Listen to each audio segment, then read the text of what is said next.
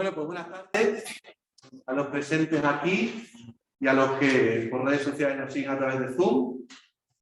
Les damos la bienvenida a esta sesión, a esta charla que tenemos de la Pastoral Universitaria aquí en el Centro de Plasencia, en el que vamos a hablar de ocultismo. Esperemos que don Francisco, que es el exorcista de nuestra diócesis y que es amigo y compañero del seminario, pues os pueda alumbrar en este tema, pasad tranquilas, os pueda ayudar en este tema a entender las cosas y a ver con claridad lo que se esconde detrás de todas estas prácticas esotéricas. Don Francisco es sacerdote diocesano de nuestra diócesis de Plasencia, es párroco de Aldanueva de la Vera, de Hijo de Santa Bárbara, es el exorcista de nuestra diócesis y es licenciado además en liturgia en la Universidad de San Dámaso.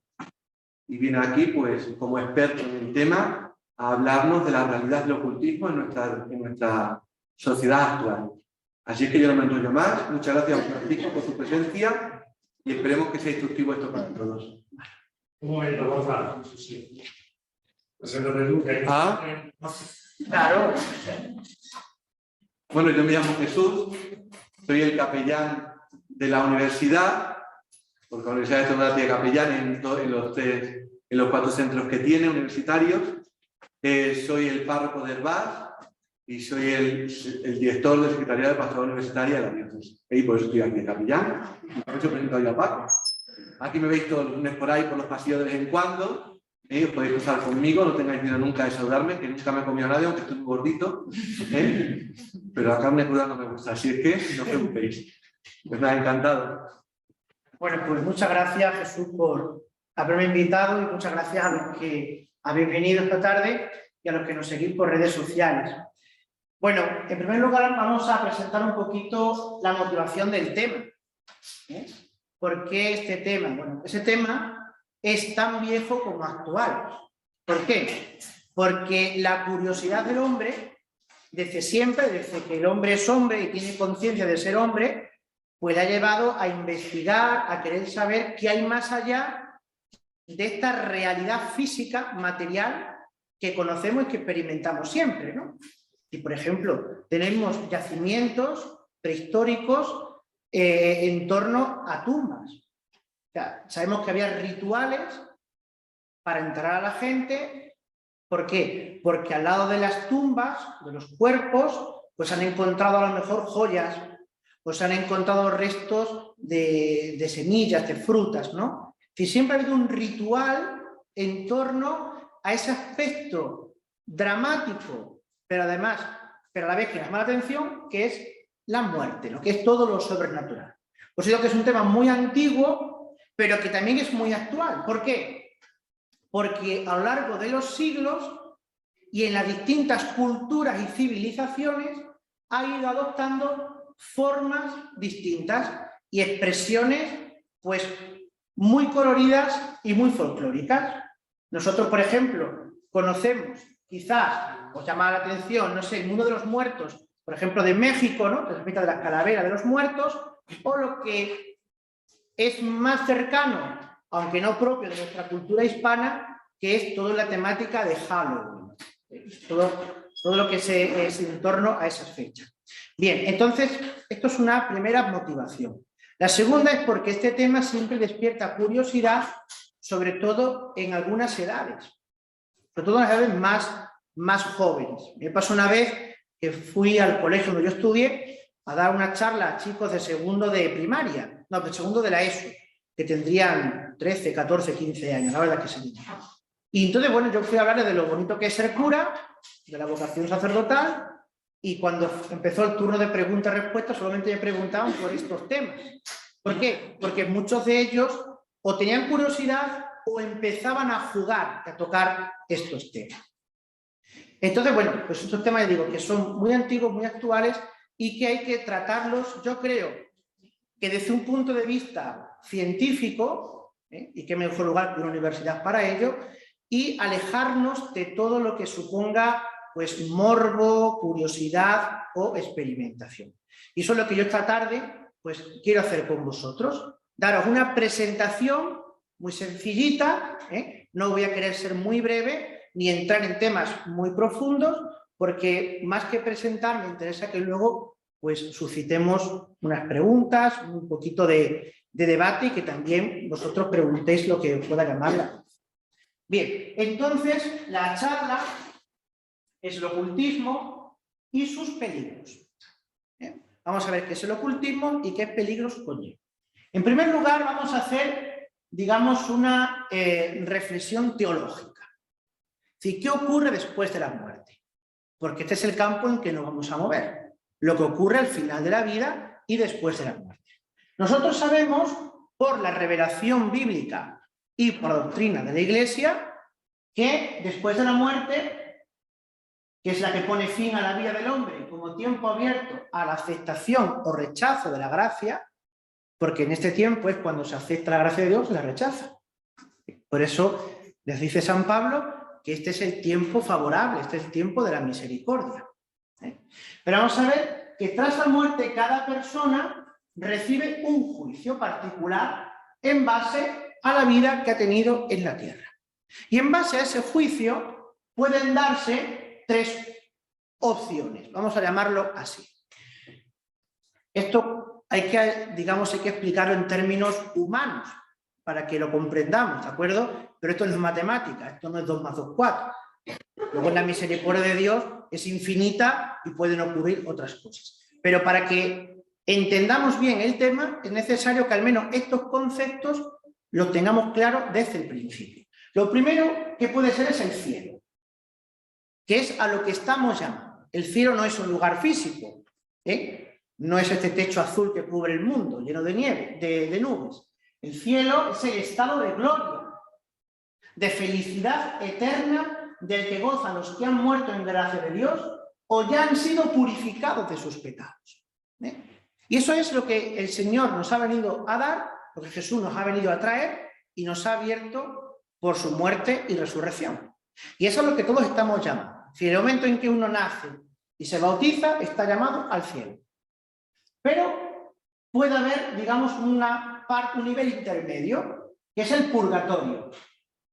Los que mueren en la gracia y en la amistad de Dios, pero imperfectamente purificados. Aunque están seguros de su eterna salvación, sufren después de su muerte una purificación, a fin de obtener la santidad necesaria para entrar en la alegría del cielo.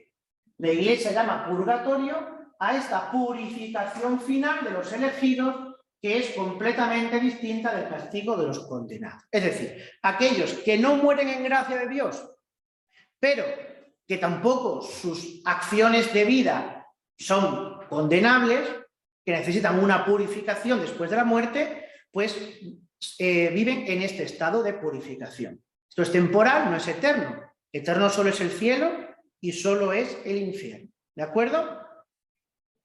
Y aquí puede ir cualquiera.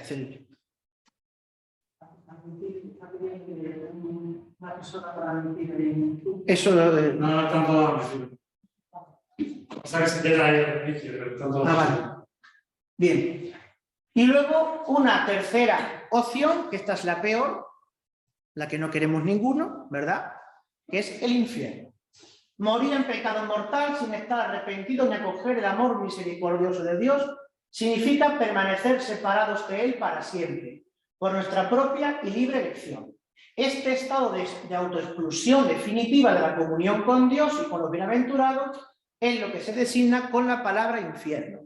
Claro, cielo, siempre pensamos en lo de arriba, ¿no? En lo alto.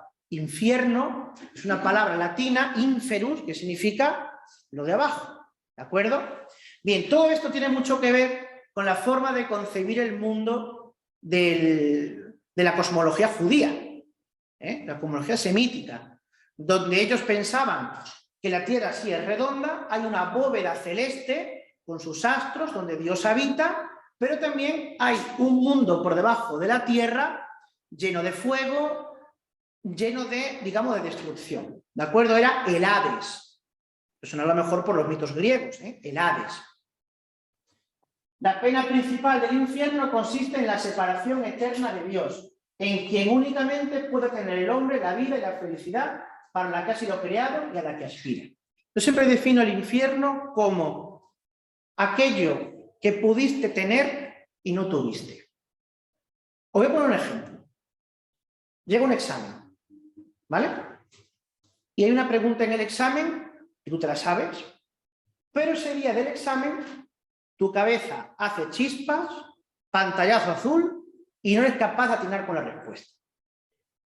Y piensas que bueno, que más o menos la has resuelto, la has respondido, y cuando sales del examen hablas con una amiga, ¿no? Y dice, oye, la pregunta, sí, eso es muy fácil, hay que poner esto y esto y esto. Y dice, madre mía, y no lo he puesto.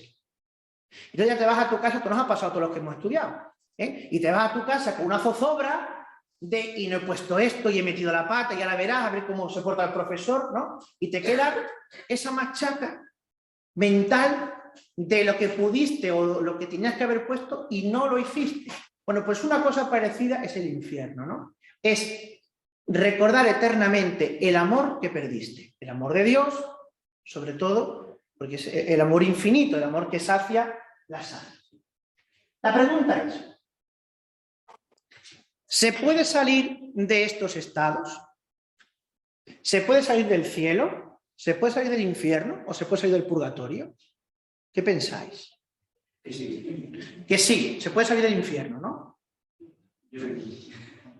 Claro, si el cielo es eterno para siempre y el infierno es eterno para siempre, difícilmente se puede salir de ello. No se puede salir del cielo. Pero del purgatorio sí. Y la respuesta es no. Del cielo y del infierno no se sale. ¿Vale? Es decir, el que está con Dios eternamente, como la propia palabra eternidad indica, ¿verdad? Es para siempre. Y el que ha sido condenado eternamente tampoco sale. Ahora, nosotros podemos decir quién está en el cielo. Solamente Dios lo sabe. Y cuando Dios quiere manifestar que una persona está en el cielo, permite que por esa persona se haga un milagro. Esos son los santos. Si cuando la Iglesia canoniza a un santo y dice, fulanito, ha hecho bien las cosas en la tierra y podemos decir que es santo, está en el cielo. Entonces sabemos que esa persona está en el cielo. Pero nunca podemos decir si una persona está en el infierno. Eso no lo sabemos. Puede ser que el infierno esté vacío, que no haya nadie, o puede ser que el infierno esté lleno. Eso no lo sabremos nunca hasta que no lo veamos con nuestros ojos. Y esperemos que no lo veamos. Pero el purgatorio sí se puede salir, porque el purgatorio no es eterno. El purgatorio tiene temporalidad. ¿Y por qué se puede salir del purgatorio? Primero, para ir al cielo con Dios, tras la purificación. Si una persona por la que se ha muerto, por la que se ha ofrecido la misa, se le ha aplicado pues, intenciones, se le ha aplicado la gracia, está purificada, va al cielo. Pero, y aquí es donde nos interesa la cuestión, puede ser porque Dios permita a un alma manifestarse a los humanos para pedir oración. Y eso es lo que nosotros conocemos como fantasma. Un fantasma no es un espíritu con una sábana blanca y una cadena en los pies, ¿de acuerdo? Hay que quitarse toda la mitología, ¿vale? Un fantasma es una palabra griega, fantasmei, de viene la palabra fantasía, es una manifestación, ¿de acuerdo? Un fantasma es una manifestación de alma de un muerto que Dios permite que se te haga presente para pedir oración por él. Puede ser mediante sueños, que a veces, yo qué sé, se ha muerto, vamos a suponer, se ha muerto un abuelo, tú empiezas a soñar con ese abuelo y te empiezas a levantar por la mañana con intranquilidad, con zozobra. No es un sueño, no es que yo recuerdo a mi abuelo y tengo sueños dulces con mi abuelo y estoy muy contenta. No, eso no es. Eso lo podemos tener cualquiera, ¿de acuerdo? ¿Quién no ha soñado con sus seres queridos que ya no los tiene y que le gustaría verlos, ¿verdad? Pero esto estamos hablando de cuando un sueño es muy real. Cuando un sueño es muy real y tú te levantas, te despiertas agitado como con ansiedad de algo, ¿no? Entonces hay una manifestación, cuando pasa eso es, ofrece misa por esa persona, reza el rosario por esa persona, ofrece una penitencia por esa persona, porque está demandando la oración. ¿De acuerdo? Esas son las únicas formas en las que se puede manifestar lo que podemos llamar el espíritu o el alma de una persona que ha fallecido. No hay otra. No hay otra. Segunda cuestión. ¿Podemos invocar a los muertos? Vamos a ver lo que dice la doctrina que conocemos. Bueno, yo voy a poner algunos textos. Por ejemplo, un texto paradigmático es el Deuteronomio 18, 9, 12. Le dice Dios al pueblo de Israel: cuando entres en la tierra que va a darte el Señor tu Dios, no aprendas a imitar las abominaciones de esas naciones. No haya entre los tuyos quien haga pasar a su hijo o a su hija por el fuego. ¿Por qué? Porque entre los cananeos había la adoración al dios Moloch. No sé si sabéis lo que es el dios Moloch. El dios Moloch era una especie como de toro, ¿vale? Que era un horno, él tenía un horno encendido. Entonces, se ofrecía el primer hijo que nacía, o por ejemplo, si había en época de crisis, de sequía o lo que sea, a niños, se los ponía en las manos del dios y se los tiraba al fuego. Una manera de saciar pues la ira de ese dios. Ni vaticinadores, ni astrólogos, ni agoreros, ni hechiceros, ni encantadores, ni espiritistas, ni adivinos, ni nigromantes, porque el que practica eso es abominable para el Señor, y por esas abominaciones los va a desposeer el Señor tu Dios delante de ti. Es decir, que en el mundo pagano esto se daba. Os he dicho que es una cosa muy antigua, pero Dios ¿qué le dice al pueblo? Vosotros no. Eso no me agrada. Con lo cual hay una prohibición de Dios, ya en el Antiguo Testamento, de participar en esas cuestiones.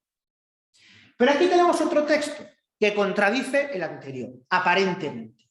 Y está en el primer libro de Samuel, capítulo 28, que es la vidente de Endor, ¿vale? Mira, os cuento un poquito de esto.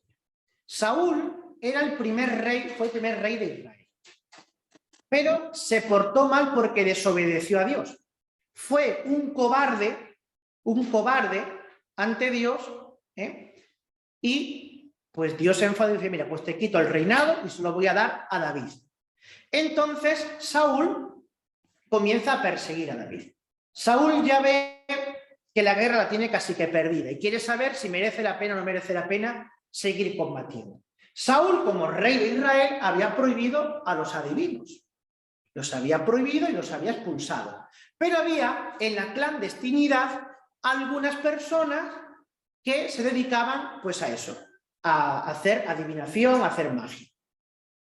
Y en Endor, que era una ciudad, pues se había refugiado una vidente.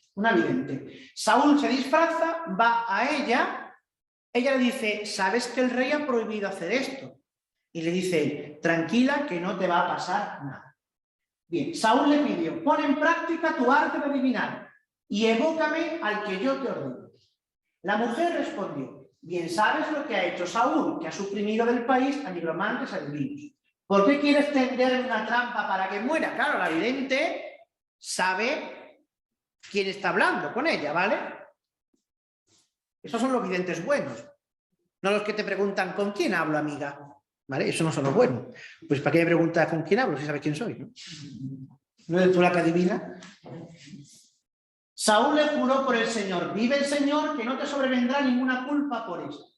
La mujer le preguntó: ¿a quién he de evocar? Respondió: a Samuel. Samuel era el profeta que había nombrado rey a Saúl y a David, pero ya había muerto Samuel, ¿vale? Cuando la mujer vio a Samuel, lanzó un grito y dijo a Saúl: ¿por qué me has engañado? Tú eres Saúl. El rey le dijo: no temas, ¿qué estás viendo? La mujer respondió: veo un espectro que surge de la tierra. Claro, los judíos, os fijáis lo que os he dicho, ¿no? Estaba esa sala grande, que era el Seol o el Hades, donde todos los muertos iban. Por eso ella dice que surge de la tierra, porque es un movimiento que se levanta. Un hombre anciano que sube envuelto en un manto.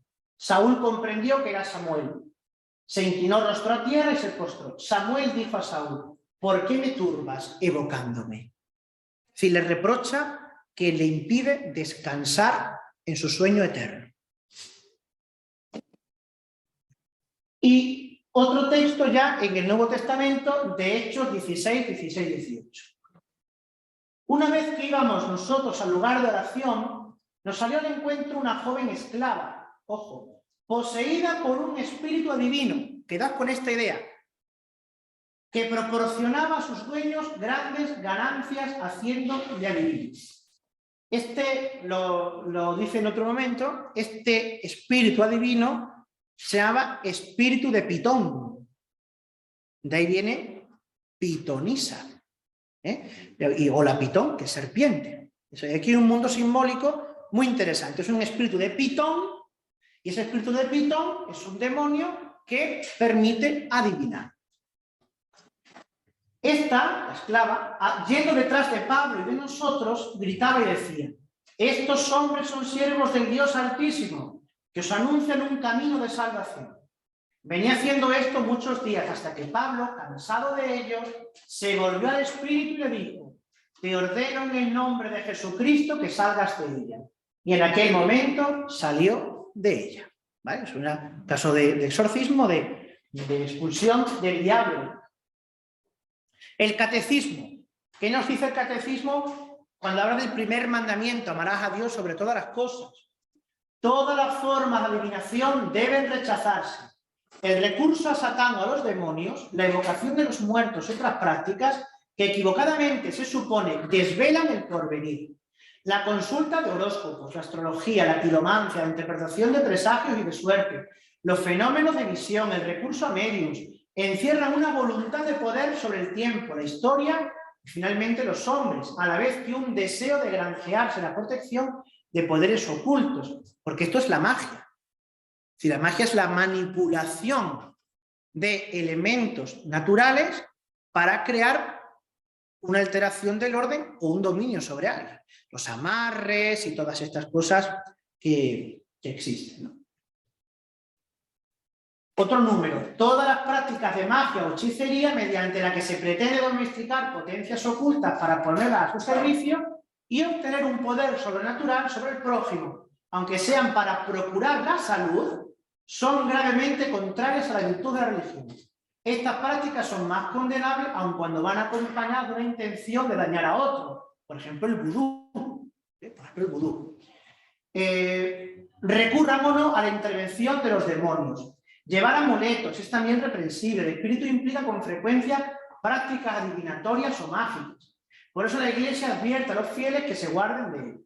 El recurso a las medicinas llamadas tradicionales no legitima ni la invocación de las potencias malignas, ni la explotación de la credulidad del prójimo. ¿De acuerdo? Esto es un campo en el que no quiero entrar, porque si no estaríamos aquí toda la noche y ustedes tienen que estudiar y dormir, y yo también, dormir por lo menos, pero esto es un campo extensísimo, ¿no? Que podría dar de sí mucha charla. Bueno, pero por lo menos que veamos qué dice la Biblia en el Antiguo y en el Nuevo Testamento y qué dice la doctrina, la tradición de la Iglesia. Porque esa es la Iglesia a la que le va a tocar luego luchar contra todo esto.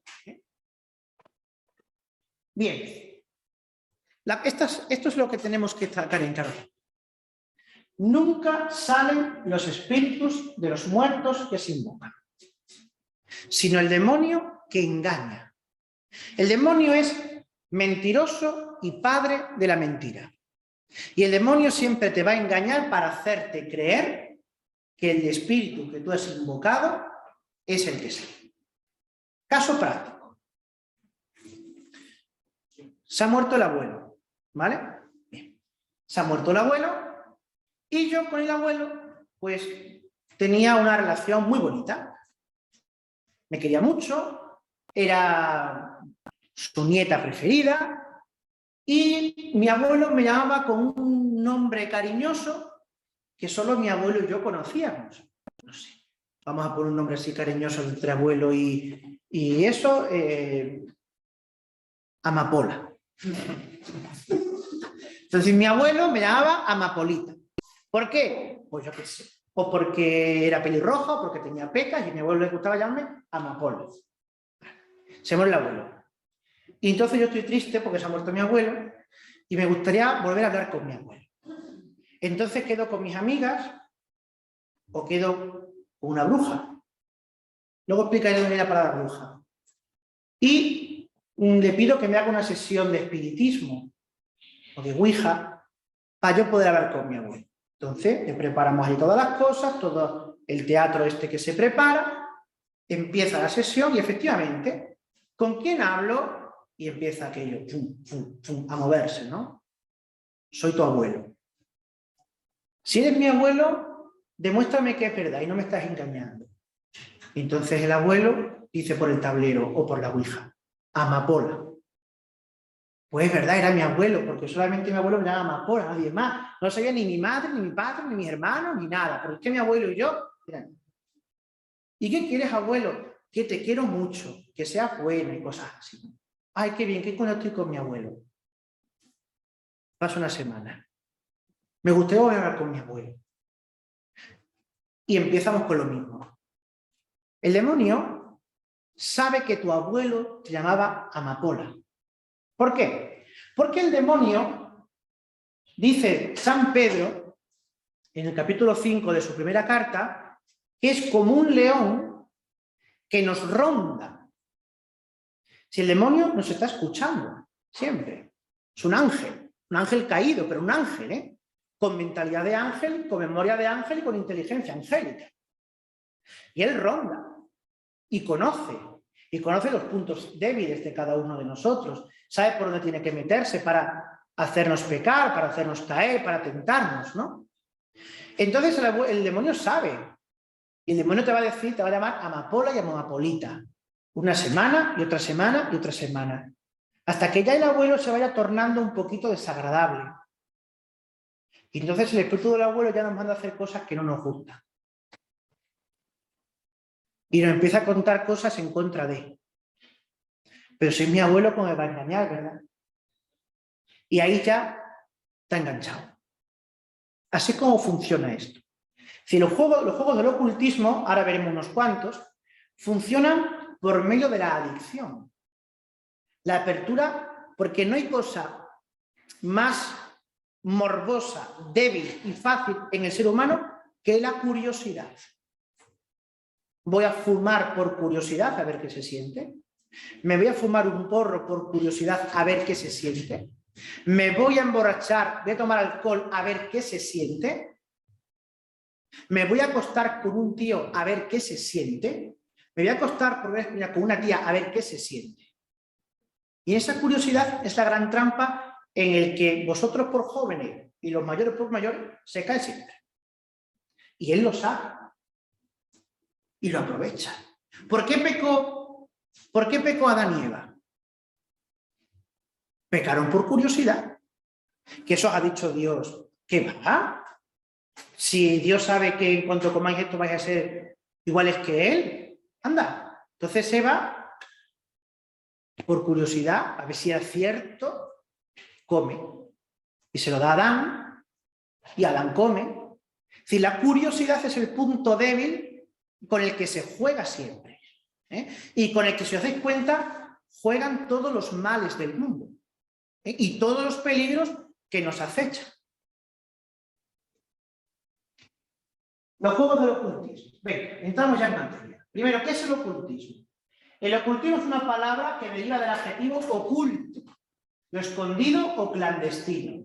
Se entiende por ocultismo el conjunto de prácticas mágicas, adivinatorias, que pretenden conocer o posibilitar la comunicación con el mundo suprasensorial, espiritual o paranormal. ¿De acuerdo? Es decir, el ocultismo no es una cosa sola, sino un conjunto de prácticas. ¿De acuerdo? Ocultismo y espiritismo, vamos a utilizarlos si queréis como sinónimos, que tiene alguna particularidad, pero vienen a englobar el mismo campo de acción.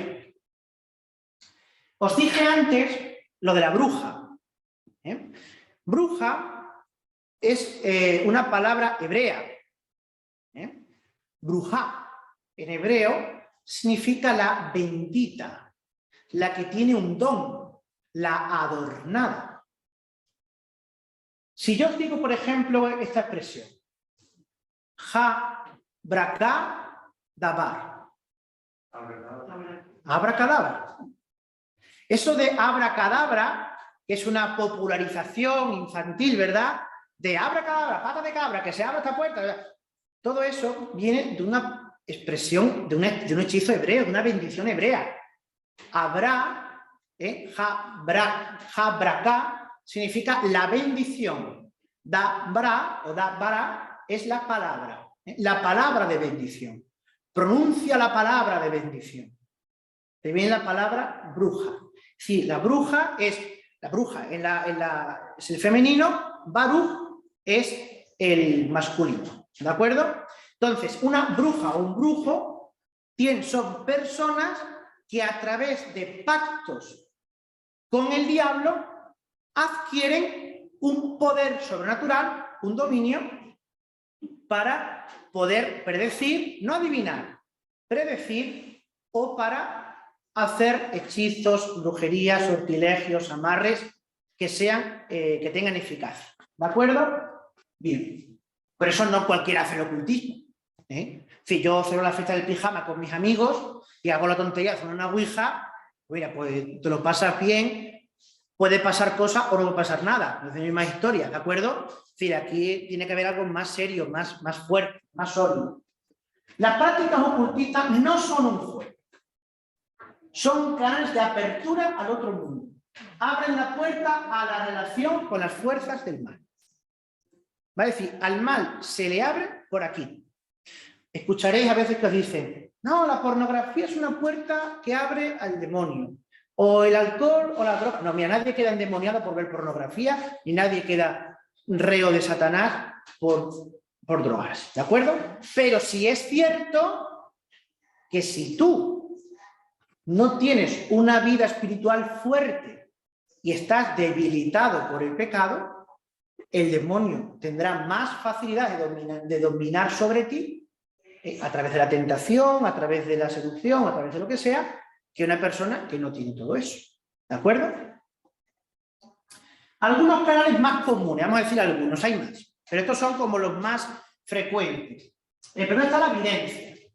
Es el arte de adivinar el futuro de una persona o el destino de un objeto o animal a través de lecturas de la mente, de las cartas, etc. Puede ser la nigromancia, que es invocar espíritus de muertos. Puede ser la quiromancia, la lectura de manos. O puede ser la cartomancia, que es el tarot. La lectura de las cartas. Bien. ¿El futuro se puede adivinar? Es una pregunta inteligente. Se puede prever, pero no se puede adivinar. ¿Por qué? Porque si el futuro estuviera escrito, no tendríamos libertad. Si yo estuviera determinado a hacer esto, por mucho que yo me resistiera, no cabría otra opción de hacerlo. Todo este mundo de adivinar futuros, de conocer futuros, está sobre todo en el ámbito nipón, en el Asia y en la India. No sé si habéis visto que, por ejemplo, el escudo de la India es una rueda. Es una rueda, ¿por qué? Porque ellos tienen la rueda es la rueda del eterno retorno, de que todo vuelve a su sitio, vuelve a comenzar. O, por ejemplo, habéis escuchado que los chinos este año celebran, yo qué sé, el año del dragón, o el año de la rata, o el año de lo que sea. Sí, adelante.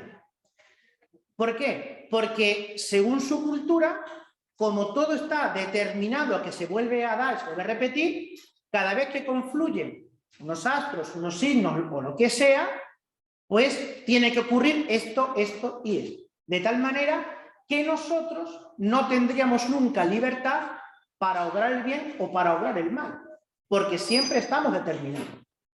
E incluso una cosa que también viene ya, que está en los griegos y que lo adopta en la India, los persas, todo lo que es esa zona, Irán, Irak, etcétera, que estaba en esos cultos, es la metempsicosis, más conocida como reencarnación. La reencarnación es que tú, aunque mueres, vuelves de nuevo a la vida en estados o formas de vida inferiores o superiores según tu nivel de purificación. ¿Hasta qué? Hasta que te fundes en el todo o te deshaces en la nada. Eso es la reencarnación. Claro, hay gente que dice, qué guay, la reencarnación es chula porque vamos a vivir. No, la reencarnación es una esclavitud también, porque estás siempre condenado a volver a repetir tus actos. No hay libertad. Por eso, por esta cuestión puramente filosófica, por esta cuestión puramente filosófica, no se debe dar crédito nunca a la adivinación del futuro. Pero predecir el futuro sí es posible. Claro, si yo tengo un examen mañana y no he estudiado, será fácil predecir que voy a suspender. Es así, ¿de acuerdo? Si yo en clase tengo un exabrupto con el profesor y le llamo hijo del presidente de Rusia, pues será fácil de prevenir o predecir que ese profesor me va a expulsar de la sala y seguramente no vuelva a pisar esta universidad. ¿De acuerdo? Es decir, hay hechos que por conjeturas puedes predecirlos. Y así es como funciona la mentalidad angélica. La mentalidad angélica funciona por conjeturas. Es decir, si yo... O sea, una cosa que podéis predecir fácilmente es que yo esta noche voy a volver a Villanueva de la Vera, que es donde vivo. ¿Por qué? Porque yo aquí en Plasencia no tengo lugar. Es decir, yo puedo conjeturar que este ponente, que este cura ha venido de Aldeanueva, me ha dado la charla y vuelve a su lugar. Muy bien. Eso es una conjetura. Ahora, ¿eso es predecir el futuro? No, porque puede ser que vosotros no lo sepáis y yo esta noche me vaya a dormir a Herbás.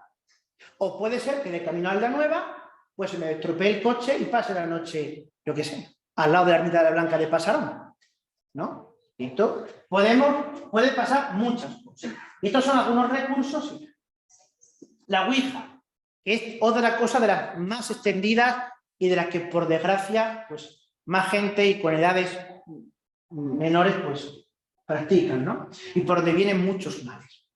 Ouija es una palabra compuesta por dos palabras. Oui, que sí en francés, y ya, que sí en alemán. Y diréis vosotros, ¿y por qué sí, sí? Volvemos al mundo semita, que es donde nos ha venido todo este conglomerado, esta mentalidad mágica. Porque en el mundo semita, para que una cosa sea aceptada como verdad y tomada en serio, tiene que venir avalada por dos testigos que afirmen lo mismo. Es decir, por dos síes. No vale que un testigo afirme que te ha visto robar. Tiene que haber un segundo testigo que te diga, efectivamente, esta persona ha robado. Dos síes, dos testigos que afirmen lo mismo. Por eso se compone esta palabra ahí con una doble afirmación. Es un instrumento para la invocación de espíritus que se basa en la energía corporal como medio de transmisión hacia el objeto que se mueve, que suele ser un aro, un vaso, de chupito, lo que sea, ¿no? Y bueno, pues los símbolos siempre lo mismo, los números, sino el hola y adiós para iniciar o cortar la comunicación, el abecedario y los símbolos del sol, la luna, etc. Bueno, digamos que estos símbolos tampoco son tan necesarios, porque tengáis esto y esto para saber lo que dicen, ahí va a estar. Es verdad que luego hay tablas de Ouija maravillosamente diseñadas, que son bonitas. Este, me encanta, sabía que vais a poner esa cara porque todo lo habéis practicado.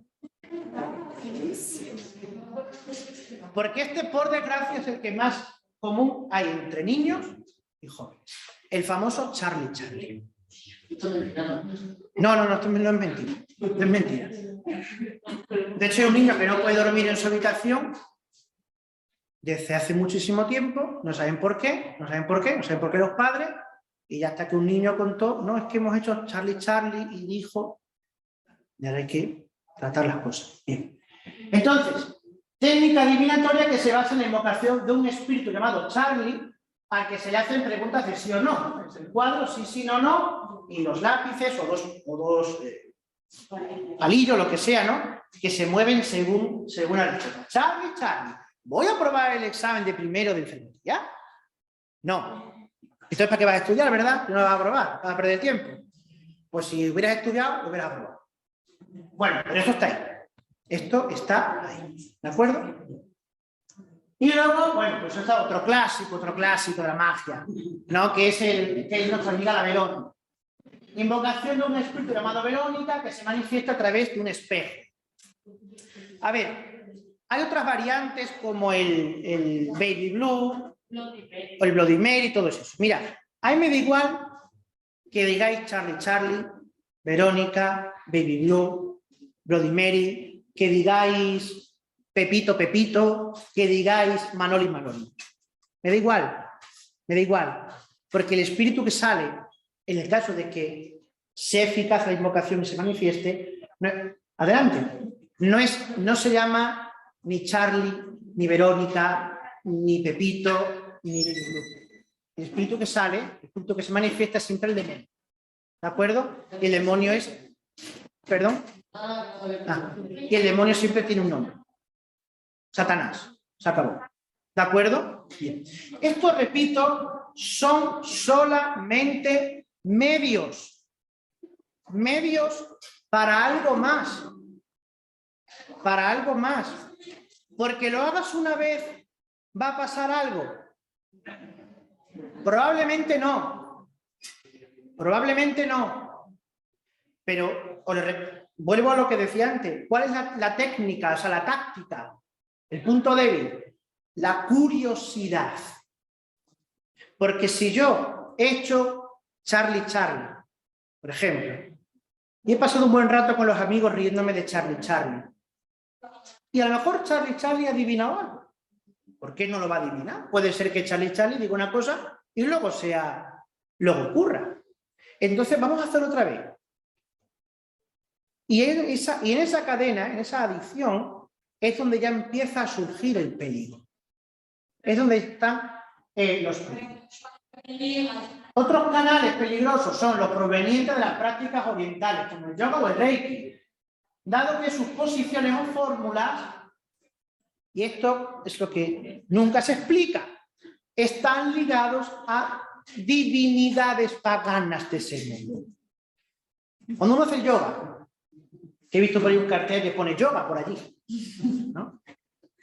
Cuando uno hace el yoga, es que son técnicas que nos relajan, son técnicas que nos ayudan a estirar, pero es que toda esa posición de saludo al sol, de inclinación a los sudot, de levantar una pierna y ponerme así, todas en el mundo chino, en el mundo japonés, sobre todo el ámbito nipón, están ligadas a divinidades orientales.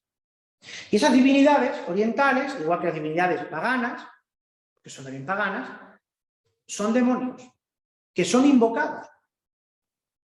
Yo os invitaría a que leyerais del capítulo 13 hasta el final, son poquitos capítulos, del libro de la sabiduría, donde esto lo explica perfectamente. Que leáis la carta del profeta Baruch a los desterrados de Jerusalén a Babilonia, donde el profeta lo explica también. Y que leáis, esto es un tocho gordo de filosofía, pero son de esas lecturas que te formatean mucho la mente, La ciudad de Dios de San Agustín. Si os gusta la historia, leer cosas historia del mundo romano, del mundo griego, leed ese libro porque ahí San Agustín va haciendo a través de la historia un recorrido muy interesante y va explicando todas estas cuestiones que están aquí. Y el Reiki, pues el Reiki ocurre prácticamente lo mismo. Es decir, un maestro Reiki es una persona iniciada y experimentada, no un novatillo, una persona iniciada, experimentada, que te va describiendo en distintos puntos del cuerpo, ¿no? ¿Cómo lo llaman? Los chakras, que te van escribiendo los signos, te va pronunciando unas fórmulas por no sé qué, y lo va dibujando sobre tu aura, ¿vale? De energía. Eso va abriendo canales, porque son invocaciones sobre la persona. Claro que puede ser sanada y que puedes curar, claro. ¿O es que penséis vosotros que el demonio entra de manera grosera en la vida? Vuelvo a lo mismo. ¿Cuál es la técnica para que hagáis esto? La curiosidad, la adicción, lo fácil, ¿no? Pero entonces el yoga es un canal peligroso. Es un canal peligroso, claro. Claro, si quieres hacer ejercicio, pues te coges y te estiras tú solita con tu aro, tu cuerda, tu pomba, y ya está. Sí, todo esto yo sé que os voy a ir a derrumbar y muchas cosas. Pero, en fin, esto al final está avalado no solamente por una teoría, sino por una práctica. Si, por ejemplo, cuando llega alguien a verme y presenta algún tipo de hecho extraordinario, de manifestación, alguna cosa, claro, no digo siempre, pero estas cosas suelen estar. Estas cosas suelen estar. O no, es que mira, es que fui a un herbolario y entonces la persona me dijo que me tomase esta hierba y que pronunciara estas palabras y no sé qué. Sí, porque nosotros sí hemos cultivado mucho estas cosas. Entonces, hemos quemado hierbabuena, canela y sal y hemos rezado 3 Padre Nuestro y una Ave María. Está la superstición. Está la superstición. Consecuencias de estas prácticas. Primera, las consecuencias psicológicas. Delirios, alucinaciones o los trastornos obsesivos compulsivos. Aquí no voy a entrar mucho, pero aquí el experto más será más Víctor y los que estudiéis cosas de estas del ámbito sanitario, de lo que soy yo, ¿no? Bien, esto es importante saberlo, pero claro, a lo mejor no ha pasado nada, pero tu cabeza comienza a darle vueltas a las cosas. Y esto, pues con sus terapias y su tratamiento, se sana y ya está.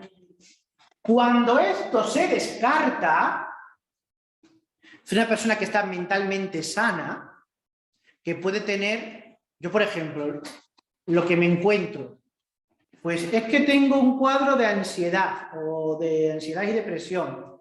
Eso lo puede tener cualquiera. Eso lo puedo tener hasta yo.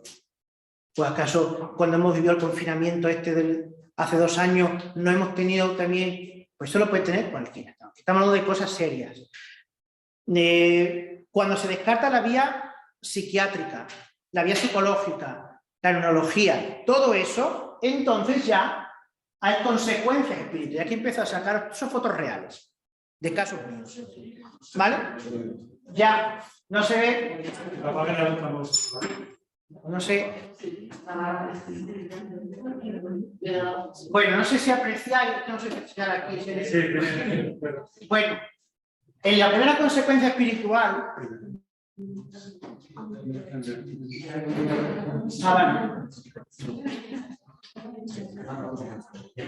Ahí, bueno. A ver, la primera consecuencia espiritual que puede haber se llama la infestación, ¿vale? Que infestación es la manifestación diabólica a través de una casa o de un objeto.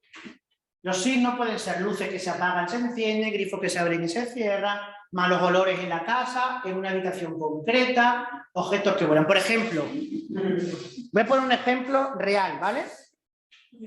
Yo en mi casa he hecho una fiesta del pijama con mis amigas. Y en esa fiesta del pijama hicimos la Verónica. En el espejo de habitación. No salió nada. Pues qué tontería, ¿no?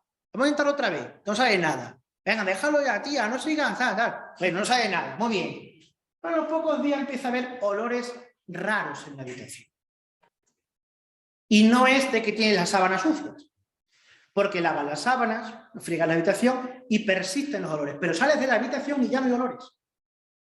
¿Vale? A eso estamos hablando de infestación. Objetos que vuelan. Por ejemplo, este caso, no sé, creo que a lo mejor se aprecia. Estos son chicos, ¿vale? Que estaban preparándose para salir, por privacidad, lógicamente, no le quito la cara. Se hace una foto, ¿vale? Se la manda a su madre y en esta foto sale una especie como de cabeza. Ahí. A lo mejor no se aprecia mucho. Es una especie como de cabeza que le está mirando con violencia. En esta casa había malos olores, en esta casa incluso había, aquí, estos son armarios. ¿Este es un caso tuyo? Sí. Aquí había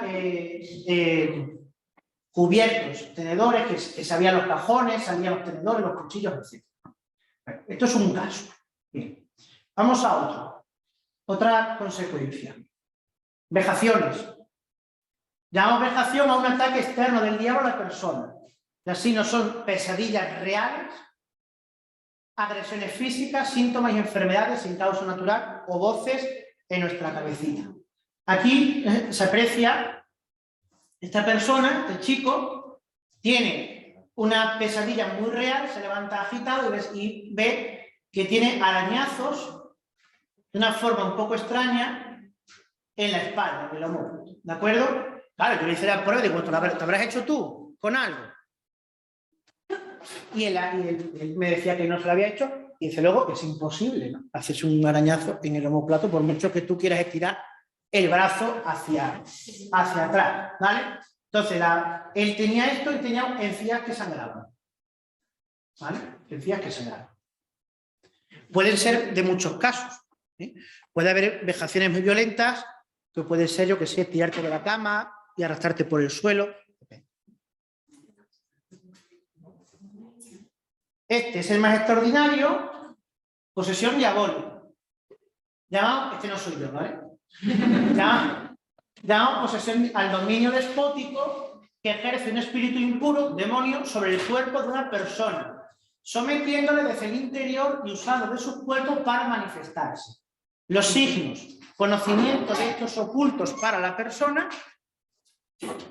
hablar o entender lenguas extrañas, aversión a lo sagrado y desarrollo de una fuerza sobrehumana. ¿Vale? Y son signos que se pueden dar en la posesión. Se pueden dar todos o se pueden dar algunos. Eso depende. Muchas veces estos signos a lo mejor se dan en el mismo trance de la persona, cuando estás rezando sobre esa cosa. ¿Qué hacer frente a esto? Lo primero. Una cosa, ¿y cuando te estiran de los pies? ¿Cómo te estiran de los pies? Hay mucha gente que dice que le estiran de los pies. ¿Tú también? Eso depende. A lo mejor puede ser un producto del sueño o de algo, pero no tiene por qué ser. Hombre, si estiran de los pies, te sacan de la cama, eso puede ser, pero si no, no. O sea que muchas veces, a ver, no todo lo que ocurre tiene por qué ser por esta causa, ¿de acuerdo? Es decir, esta causa, estos efectos vienen acompañados de otras cosas más sobrenaturales, ¿eh? Porque quien muchas veces no ha soñado y se le ha caído un precipicio y pega así como un respingo en la cama, ¿vale? No pasa nada, son efectos del sueño y no pasa absolutamente nada.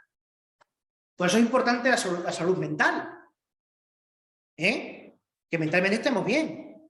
Pero claro, cuando una persona entra en convulsiones muy constantes y no reúne los parámetros de un ataque epiléptico, claro, ya ahí tienes ya que ponerte un poco en guardia, ¿no? Ataques epilépticos son ataques que duran ¿cuánto? Muy poquitos segundos, ¿eh? Y tienen una manifestación y unos parámetros determinados. Las convulsiones de una persona que puede tener una influencia del demonio son muy prolongadas, pueden ser horas. Pueden ser horas, se deforma la cara. Por ejemplo, cuando ya empiezas a orar sobre esa persona, lo primero es la deformación de la cara y abrir la boca como si fuese un tigre, las manos así como en garra, y luego empezar a generar una fuerza brutal, una fuerza sobrehumana. Entonces, lo primero, no practicar. Si tú no practicas estas cosas, estate tranquilo. Ahora, cuando las practiques, piénsatelo. Segundo, la celebración del exorcismo u oración de liberación. Bien, un exorcismo es siempre un ritual de la Iglesia, ¿vale? Es una celebración litúrgica de la Iglesia, un ritual establecido para ese oficio, ¿vale? Que solamente puede ser usado por un sacerdote al que el obispo le ha dado el permiso y le ha dado la esta. Y bueno, pues, ¿qué tiene este ritual? Oraciones. Es orar, es orar y es orar. No hay otra cosa. Cuando una persona tiene una manifestación, no hay que hacer cosas raras. Simplemente esa persona se ora sobre ella, se le impone las manos y se invoca la bendición de Dios sobre ella. Es una cosa, voy a decir, normal, ¿de acuerdo? Aunque, bueno, la normalidad aquí es dentro de, vamos a entrecomillarla, ¿de acuerdo? Sí, pero que no, los exorcismos, en estas cosas también hay que quitarse un poco el daño que ha hecho el cine, ¿vale? Es decir, a nadie se le pone la cara verde con granos y esputa babas verdes, ¿no? Es verdad que en los exorcismos hay babas, pero babas que son como moquillos, ¿vale? Entonces, cuando empiezan las náuseas, y tú estás invocando al Señor y diciendo al demonio que se vaya, pues el demonio empieza a soltar babilla. Pero no esos vómitos no hablan verdes de la línea de exorcista, ni hay cosas, ni se le da vuelta a la cabeza, ni nada. ¿de acuerdo? Por razones, pero si le da vuelta la cabeza se moriría.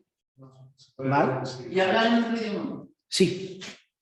Sí, puede ser que hablen en otro idioma. A ver, yo hasta ahora no he tenido un caso que hable en otro idioma. Puede darse. Pero sí es cierto que la persona con la que yo estoy ahora tratando es una persona a la que yo, cuando le hablo en latín y le doy las órdenes en latín, obedece. Y cuando esa persona está normal, en un trance, o sea, en vida normal y corriente, como estáis vosotros ahora, yo le hablo en latín y esa persona no sabe lo que estoy diciendo.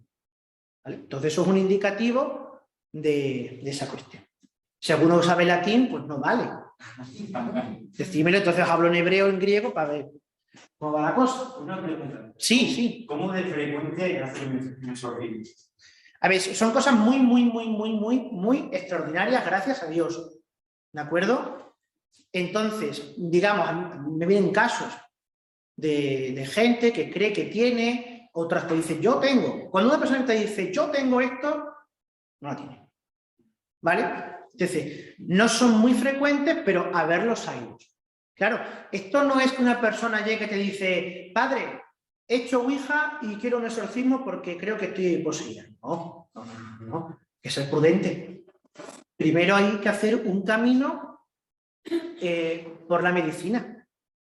Primero hay que hacer pruebas psicológicas, pruebas psiquiátricas, neurológicas y de todas las afecciones que puedas presentar. Es que tengo unos dolores de barriga intensos, que se dan con frecuencia.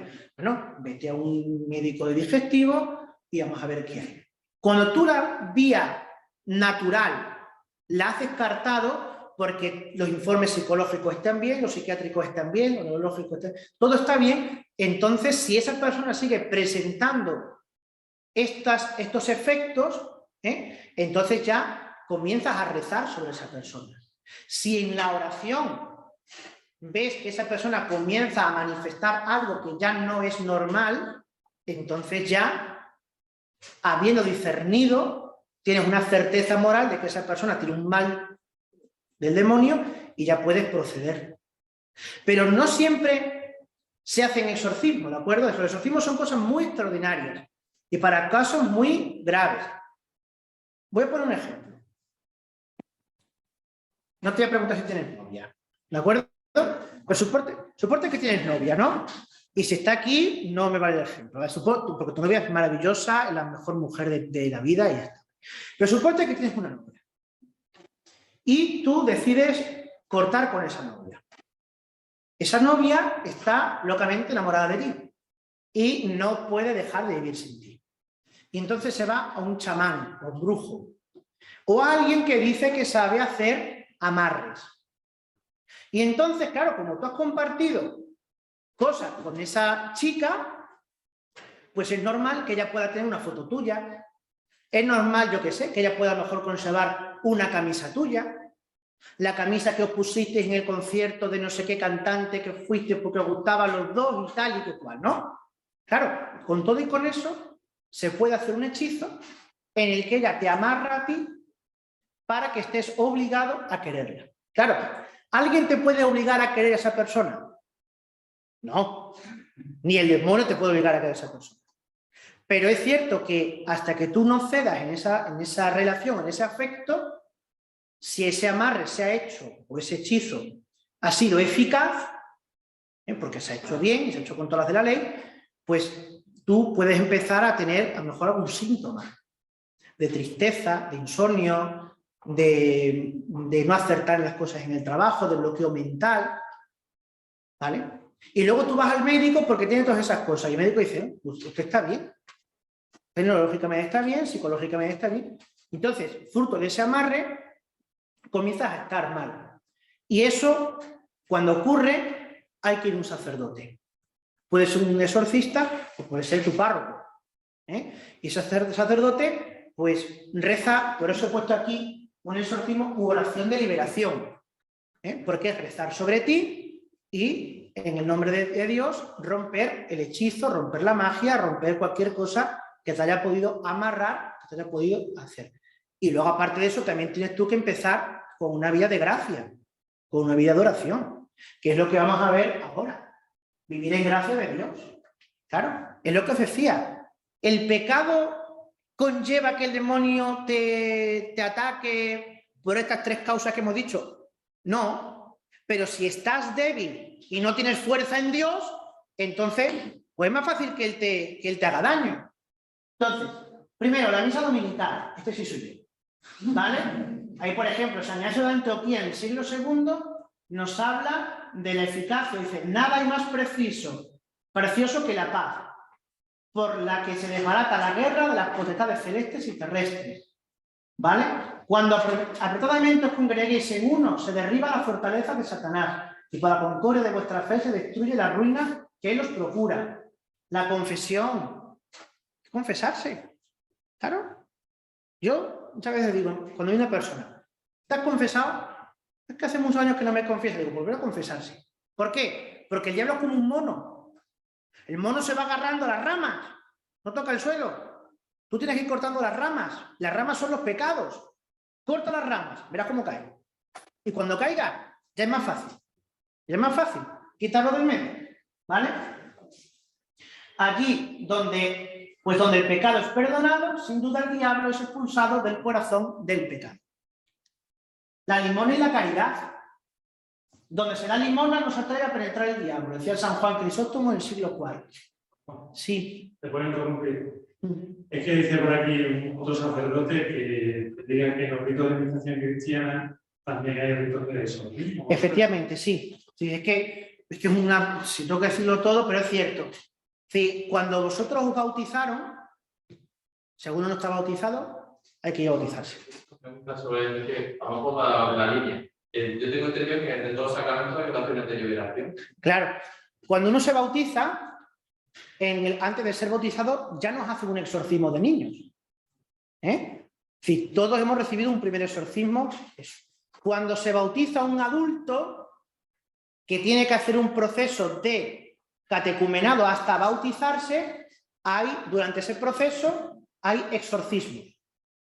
No son exorcismos de los energúmenos, como estos, ¿vale? Son exorcismos, como yo puedo hacer ahora mismo, una bendición y pedir al Señor que te libere, yo qué sé, del espíritu de lujuria, del espíritu de soberbia, ¿de acuerdo? Pero también son exorcismos en el catecumenado. Y bueno, está la limona, la caridad, la oración. Si rezas todos los días, aunque sea 10 minutitos, no nos cuesta, 10 minutitos, tendrás tu alma fortalecida frente al diablo. La palabra de Dios, la lectura de la palabra de Dios, todo lo que yo he dicho está en la Biblia. Todo lo que yo he dicho está en la Biblia. Y cuando tú lees, por ejemplo, la Biblia en un exorcismo, pues ahí el diablo se revienta mucho. ¿Por qué? Porque es palabra de Dios. Y porque el diablo se acuerda con aquello que le estás diciendo. El rosario es un arma poderosa y eficaz también en la lucha contra los espíritus del mal, contra los espíritus rebeldes. Importante, y ya para terminar, no tengáis miedo nunca. El demonio ya ha sido vencido. Y termino con esta cita del apóstol Santiago. Sed humildes ante Dios, pero resistid al diablo y huirá de vosotros. Ahora yo termino mi exposición. Si alguien quiere hacer alguna pregunta, pues estamos... Sí. A ver, una cosa. ¿Cuántas personas han venido por hacer una ouija? Por hacer una ouija. Bueno, vamos a ver, esto es como... Una vez le preguntaron al padre Amor, que era el exorcista del Vaticano. Le preguntaron, padre, ¿el pecado contra el sexto mandamiento lleva al infierno? Y él respondió, el pecado contra el sexto mandamiento no es un pecado que lleve al infierno, pero todos los que van al infierno lo tienen. Entonces, por hacer una ouija, directamente nadie ha venido, pero todos los que vienen han pasado por la ouija. Vale, cuando haces una ouija siempre se tiene que despedir, ¿no? Sí, normalmente se habla de cerrar la sesión, cerrar la comunicación, sí. ¿Y si no se cierra? Si no se cierra, no te puedes despedir. Claro. Es que el problema de todo esto es que al final el demonio quiere llevar el control de la situación. Y es lo que tú no debes dejarle nunca, ¿vale? ¿Y si intentas despedirte y no quieres? Pues no habrá abierto. Tendrás que esperar a que él quiera dejarlo, ¿no? Porque a lo mejor te puedes tirar semanas y... Hombre, normalmente semanas no. Bueno, pero... Él siempre va a querer despedirse. Él siempre va a querer despedirse. A él no le interesa... O sea, cuando tú preocúpate cuando él se quiera despedir rápido. Porque entonces cuando te va a enganchar. Porque entonces todo ha ido bien. No ha pasado nada. Pero si él no se quiere despedir... Digo, ¿quién es ese demonio? Pero si él no se quiere despedir, entonces el final se va. Él siempre se va.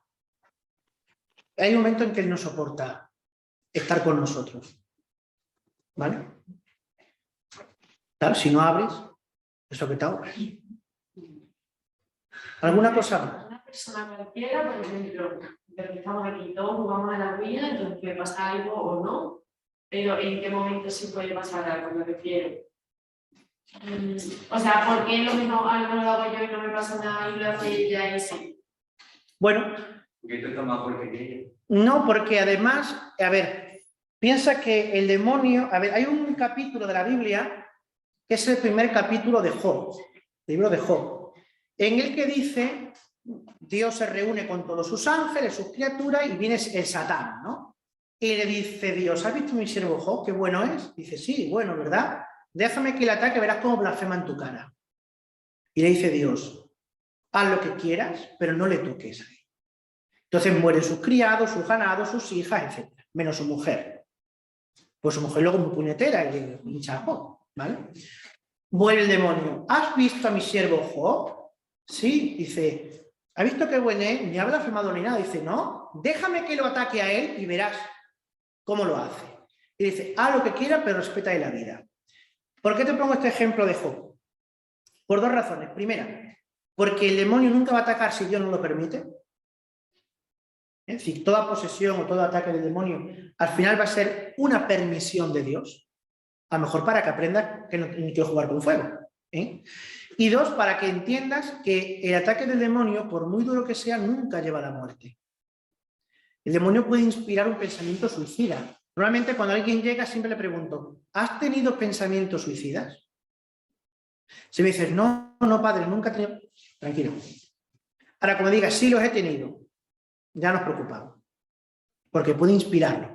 Todo lo que suicidan es porque el demonio se lo dice. No, hay problemas mentales, hay muchas cosas, ¿no? Es decir, es un tema muy delicado.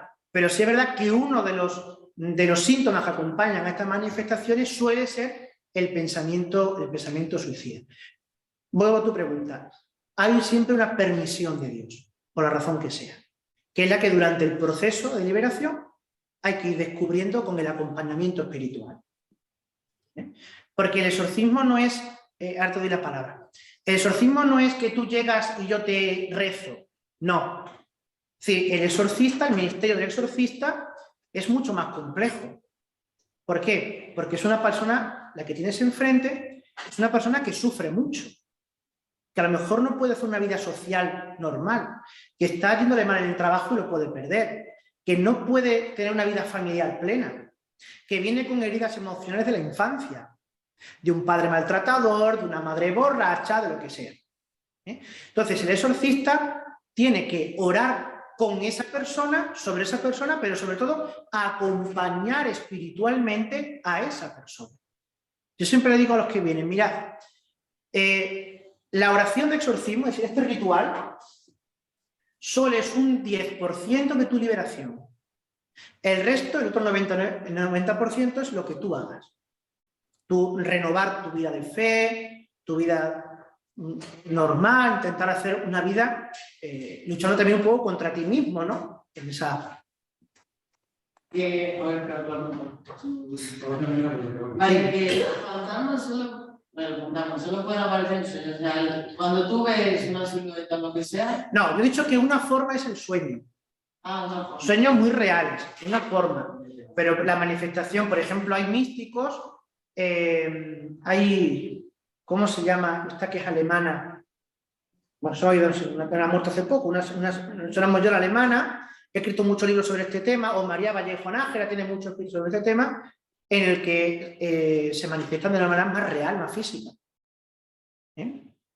Y podrás contar, pues, si puedes, alguna experiencia más, la más que te encantó. Bueno, aparte de los exorcismos. No, o sea, el exorcismo, pero que te haya impactado más. Que haya sido más. Bueno, a mí lo que me impactó fue la primera vez que tuve que enfrentarme a uno. Pues yo pensaba que no iba a haber nada, que iba a ser todo más eso, y claro, de lo que yo pensé que iban a ser media hora de rezar, pues se convirtieron en cerca de 3 horas. Porque ahí fue, pues, fueron 3 horas de chillido, de blasfemias, de sonidos. Ayer tan pronto sonaba el rugido de un león como el rugido de un mono, eran cosas así muy complejas, ¿no? Incluso iban manifestándose demonios distintos, desde sonidos, yo qué sé, desde unas risas tétricas, diabólicas, hasta unos sonidos totalmente orgasmos lujuriosos. Eso fue una experiencia. Y luego otra, pues la bendición de una casa, también la bendición de una casa que estaba fuera de la población, y ahí, bueno, pues de repente empiezan a cubrirse como de nieblas, unos humos y tal, ¿no? Y según vas echando pues el agua y la sal, y van retumbando un poquito las paredes, ¿no? Hasta que ya se cesó el eso. El caso de una chiquilla, que bueno, eso al final, gracias a Dios, que la quedó solo en un susto, pero sí es verdad que al principio pasamos un poquito de tensión, ¿no? Sobre todo cuando un niño empieza a tener un amigo invisible. Cuando tienes un amigo invisible que es muy divertido, pero luego te pide hacer cosas un poco extrañas, ahí ya hay que pensar las cosas, ¿no? ¿Y de la historia de los Warren? Eso es cierto. O sea, al margen de lo que la ciencia ficción luego aumenta para tener recaudación en taquilla, los Warren es cierto. Es una familia, matrimonio, según lo tengo un poquito informado, que tenía permiso del obispo de su localidad para esa investigación. Igual que es cierto que luego se hizo la película de exorcismo de Emily Rose. Pero el caso real de Alemania y ahí hubo tribunales y cosas. A ver, por el chat, 2 cosas. Primero, Marina pregunta, ¿cómo cerrar esa puerta que se haya abierto porque alguien nos haya hecho algo o por temas de nuestros ancestros? Bien, sí, son las maldiciones generacionales que se llaman, que es lo que pregunta esta chica. Bueno, la puerta, igual que una puerta se abre, se cierra, ¿vale? Se cierra por la oración y sobre todo se cierra por un conjuro. Claro, un exorcismo deja de ser un conjuro. Un conjuro, aunque suena un poco así a brujería, pero un conjuro es dar una orden. De conjuro que sacas por esa puerta. Eso es que te levantes y te vayas. ¿De acuerdo? Un conjuro es una orden, no es comprometerse a hacer algo. Entonces, puede haber una oración de liberación, una oración de desatar ese nudo o ese amarre que esa persona puede tener. Y luego las generaciones se van purificando también, primero ofreciendo misas por esa purificación, por esas generaciones, y segundo también por haciendo penitencias o oraciones personales por esos ancestros. Porque puede ser que una persona tuviera una maldición en el siglo XVI. Y en el siglo XVI, todo lo genealógico se va transmitiendo, ¿no? Tú empiezas a ver historias de tu familia y dices, pues esto, el que no murió de mala manera, murió por una enfermedad rara, el otro murió en un manicomio, el otro se suicidó, y te das cuenta de que lo que había era una maldición ahí, ¿no? Otras 2 preguntas y abro el micrófono porque hay una pregunta de alguien que está atrás de la. Sí. Primero, pregunta, o el hilo con el tema del suicidio. Tu pregunta, si hay una permisión de Dios ante una persona que se suicida, entiendo que ese alma debe estar en el purgatorio, pero no ir directamente al infierno, por la misericordia del Señor. Si el alma de esa persona se arrepiente, podrá ir al cielo, ¿verdad? Vamos a ver, el suicidio. Una cosa es un suicidio por un problema mental, y por una depresión, por un agobio momentáneo, que es por la que la mayoría de la gente que se suicida, pues es por eso. ¿De acuerdo? Y en eso nunca se puede determinar qué grado de culpabilidad hay. O sea, antiguamente, por ejemplo, no se los permitían hacer ni entierros. Pero claro, a medida que se ha ido evolucionando con la ciencia, pues también la Iglesia ha evolucionado en su pensamiento, ¿no? Entonces, una persona que se suicida, como no sabemos qué causa le ha llevado a ese suicidio, pues no se le niega nunca las exequias porque se encomiendan a esa misericordia de Dios. Tampoco sabemos si una persona, después de suicidarse, tiene un momento de lucidez, se da cuenta y se arrepiente. Yo me recuerdo de un caso en un pueblo. Yo estaba recién ordenado de diácono, no era ni cura, que una persona con depresiones, ella se toma en un momento dado un bote de lejía, nos llama, pues se da cuenta de lo que ha hecho, y cuando quisimos ahí, bueno, gracias a Dios esa persona luego salió para adelante, le costó, pero si pudimos llamar al 112 y la recogieron. Es decir, puede ver que una persona haya hecho un acto suicida y en un momento de lucidez, aunque sea un segundo, se arrepienta, se dé cuenta, y entonces en eso Dios también se agarra para salvar a esa persona. Eso es una cosa distinta, pero eso no es permisión de Dios. Y aquí estamos hablando, con el hablo de permisión de Dios, estamos hablando de la acción del diablo. Si una cosa es que el diablo te diga, suicídate, acaba con todo, no merece la pena seguir viviendo, y otra cosa es que tú accedas. Si el demonio no te tira de un puente, no aprieta el gatillo de una pistola ni aprieta una soga. Eso lo haces tú, no el demonio. Tengo el micrófono abierto para Clara Rubio. Sí. Puede lanzar la pregunta. Clara. Hola, buenas. Bueno, hola Paco, ya me conoces, soy amiga de Paco de Granada. Quería preguntar una cosa, aunque creo que ya se le ha comentado a Paco con anterioridad, pero no sé, no me acuerdo de la respuesta. Como bien sabe Paco, yo resido en Irlanda desde hace varios meses y yo llegué aquí en julio. Y el segundo piso donde me trasladé con mi novio a vivir, tras unas semanas viviendo allí, yo empecé a manifestar en mi cuerpo señales, diversos moratones, en las piernas, en el cuello, debajo de la clavícula, en los brazos. Y aparte de sentir un poco de pesadez en la cabeza y mal humor durante varios días, mi novio no pudo dormir. Y digamos, él no tuvo ningún moratón y yo sí, yo siempre era la que manifestaba esos moratones. Y aparte mi novio me decía que durante los sueños, en sueños, como que me agitaba mucho, como que hacían sonidos muy extraños y yo nunca he tenido ese tipo de sonidos, o sea, durmiendo. Yo dormía con mi hermana pequeña en mi cuarto más jóvenes y nunca me ha pasado eso. Entonces la pregunta es, ¿por qué en este caso particular, en mi caso, dentro de la casa era yo la que manifestaba esas señales y no mi novio? Porque yo a veces tenía la sensación de que era observada dentro de la casa.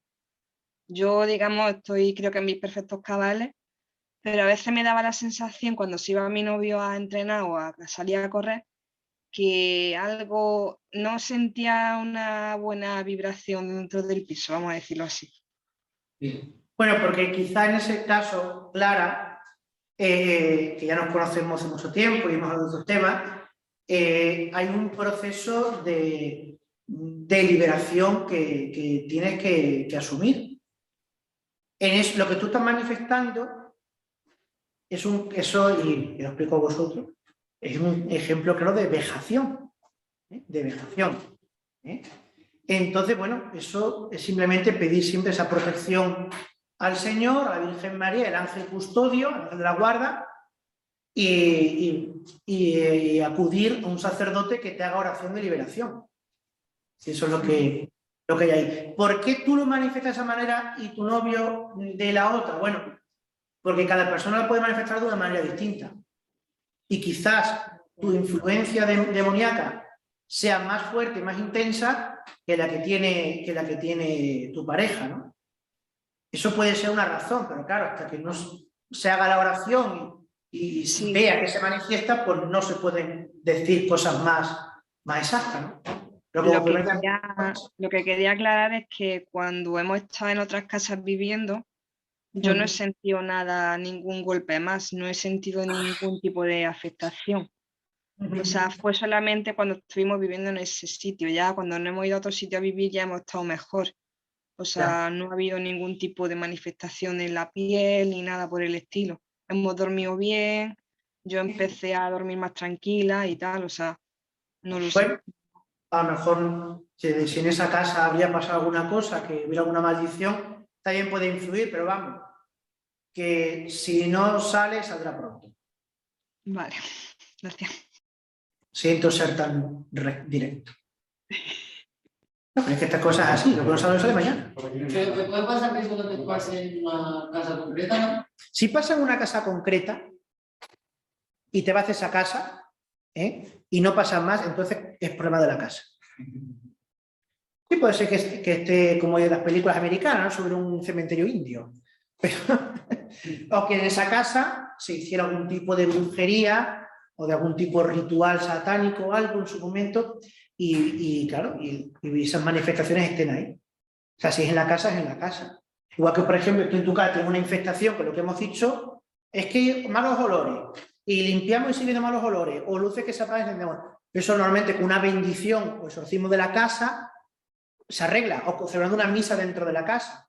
No tiene por qué afectarte a ti. Hombre, si estás dormido y de repente tu cama se levanta y no te deja dormir, pues claro, el insomnio prolongado, eso sí, ya te pasa factura, ¿no?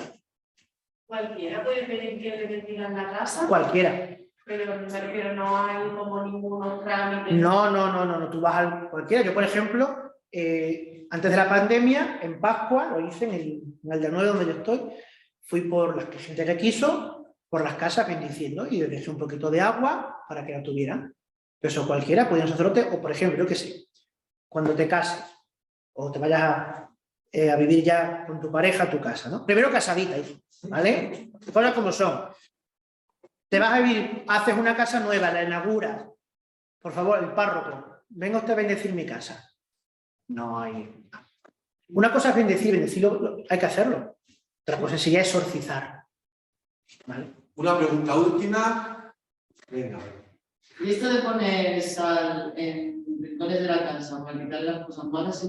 O vinagre de no. Pues mira, ¿ves que esa es la superstición? La sal es utilizada en el ritual de exorcismo. Aquí está una bendición de la sal. O sea que la sal se usa y el agua, pero la sal hay que mezclar con agua. Es agua exorcizada. La mezcla de sal exorcizada con agua se llama agua exorcizada. Y esa agua que tú la tienes en tu casita, en tu botellita, pues perfectamente la puedes echar en tu casita o te presentas con ella y no pasa nada. Pero coger sal porque sí y le echo este rincón y vinagre, no. Aparte de que el olor del vinagre no es muy amigable, no hace ningún efecto benéfico. Una última cosa, respecto a lo que has dicho, en mi pueblo es tradición que el día de la resurrección, sábado de resurrección, cuando se bendice el agua bautismal, también se bendice el agua y la gente se la lleva para casa, pues eso, para beberla o bien para esparcirla por los rincones de la casa. Sí, eso está bien, eso es una práctica que se ha hecho siempre. Yo no me quería ir sin presentar los 4 libros, y termino, ¿vale? 4 libros, sí, para que veáis que esto es un ámbito científico. Y cuando me dijo, ve a la universidad tiene nivel, ¿vale? Bueno, en primer lugar, yo, para saber sobre el tema de ángeles, demonios, etcétera, os recomiendo Padre Santiago Cantera Montenegro, Ángeles y Demonios, de editorial Edivesa. Un libro muy bueno, que os puede aclarar muchas ideas sobre este tema. Sobre el ministerio del exorcista, lo que es un exorcismo, la liberación, la vida que tiene que llevarse y tal, de Fray José María, que es editorial San Esteban, este es muy bueno y muy sencillito. José Antonio Sayers, el demonio, mito o realidad. Esto aquí está toda la doctrina sobre la demonología que yo os he estado explicando un poquito, ¿de acuerdo? Es una síntesis muy buena y muy fácil de leer, ¿de acuerdo? Y luego está este clásico de Decret de Boubert, René Logentin, el demonio, símbolo, realidad, donde aquí él trata más profundamente todos estos temas que yo he tratado. Incluso aquí toca la música rock, el metal, el heavy metal y todas estas cosas que sí, lo siento si os gusta el metal, pero es que tengo que decirlo. ¿De acuerdo? Aquí está toda... Este libro es óptimo. ¿De acuerdo? Todo esto yo lo podéis encontrar por Amazon perfectamente. Bueno, damos las gracias a don Francisco, damos un aplauso.